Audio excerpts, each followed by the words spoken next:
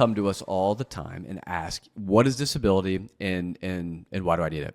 Right? And the best way to understand this concept is to think of a bridge, right? On one end of the bridge, you have this promised land of what we call financial independence, right? And financial independence is simply the point in time in which someone has accumulated enough assets, they have enough in the bank, that they no longer need an income from an employer to live the life they want to live, right? They have enough here that if they wanted to stop working, they'd be able to live that life off of their own assets, right? This is the holy grail. Our parents call it retirement. We call it financial independence. On the other side of that bridge, though, right, you're in the accumulation phase up to that point. And that is when and why disability insurance is needed. Until someone hits financial independence and they can self-insure, all you are doing with a disability policy up until that point is protecting your income if you were unable to work due to illness or injury, right? Think of the lifestyle that you are used to living now, right? Whether it's mortgage on a home, rent, going out to eat, traveling, paying tuition for kids, gym membership, all of that stuff. That's the life you live. Until you have enough to pay for that life with money you have in the bank, disability insurance is simply protecting that life, that lifestyle until you hit financial independence.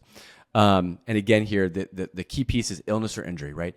If for some reason a physician cannot work due to illness or injury and they are not financially independent yet, that's where disability insurance steps in and it pays you that income in case you ever can't work as a doctor due to illness or injury.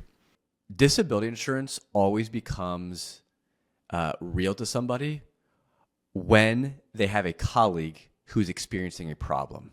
Okay, so 3 stories here. Number one, this was way back in the day, but had a couple. Both were physicians, and they were at University of Cincinnati, medical or like in the medical program there.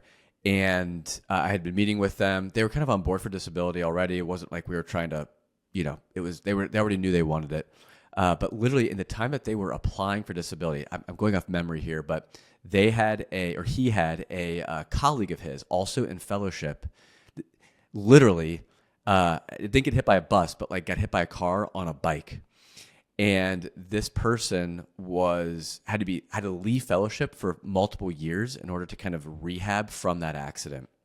So fortunately, this person, they were able to get back into the medical career and continue on. But again, initially when that accident happened, obviously for them and for their colleagues, like there was real questions about whether this person would be able to practice medicine or if their career was over, right? So the purpose in saying that is it became tangibly real for the people that I was working with, my clients. Like, hey, I'm glad we're going through this process because it's happening to somebody we know. So that's anecdote number 1 during training. And again, the proverbial bus hitting somebody, right? That's kind of the classic trope used in disability insurance. Like you get hit by a bus, you can't work, disability insurance pays your salary as if you were still a physician, right? But the reality is for most disabilities, only 10% of claims occur due to an injury. Almost all of claims, 90% plus, are disease or musculoskeletal, like they're not injury based. So that leads me to anecdote number 2. This is a physician. She was not a young physician. She had already finished her fellowship and training. She was multiple years into her career, mid-40s. And again, I'm going off memory here, so just please don't hold my feet to the fire out there. But it was something in her eye where there was a vein in her, it's like a main vein in her head. Something had twisted, like spontaneously, like no fault of her own, just literally living her life, and some vein twisted. But whatever that vein twist was, it might have been her carotid. Now that I think about it, it somehow impacted her vision. And she is a radiologist, so I get a semi-frantic phone call out of the blue when this is all occurring. And again, the first question is, James, can you remind me what this disability policy is? I got to go to the doctor to get this figured out. She couldn't see very well. People go to a pure panic, right? What does this mean for my career? if I can't practice medicine, what does this mean for my family, the income, et cetera? Now, I had not written her disability policy. She had this policy prior to working with me. But of course, we track this stuff even if someone has a policy before they come work with us. And fortunately, her policy was good. It wasn't great, but it was going to cover the majority of the issue if she couldn't go back to work for some meaningful portion of time because of this eye issue. But again, it just reiterates, like, you know, it's like the I don't think it's going to happen to me kind of mindset.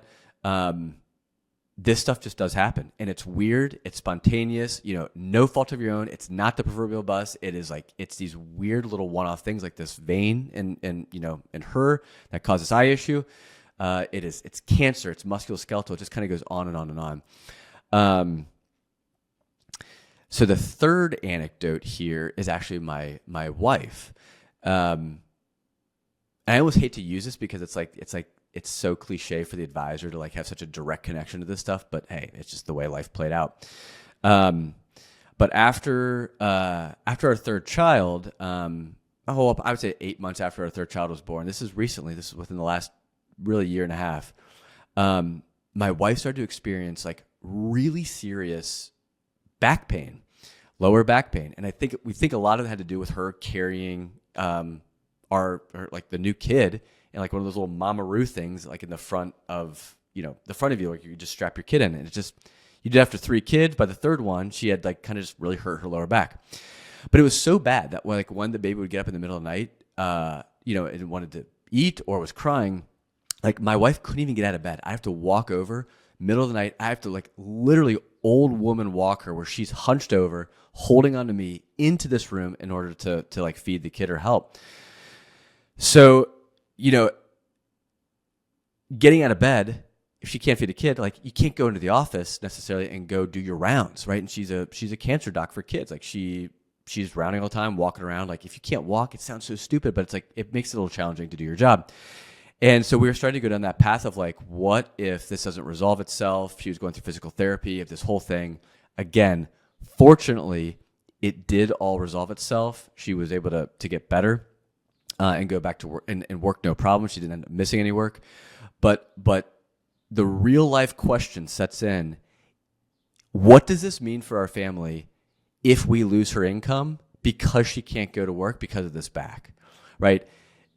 And of course, she had disability policy way back in residency. You know, being married to an advisor, she was more or less forced into that.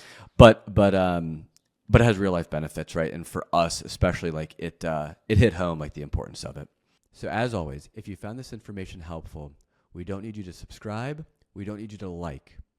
Take this information and go act on it so you can improve your own financial well-being.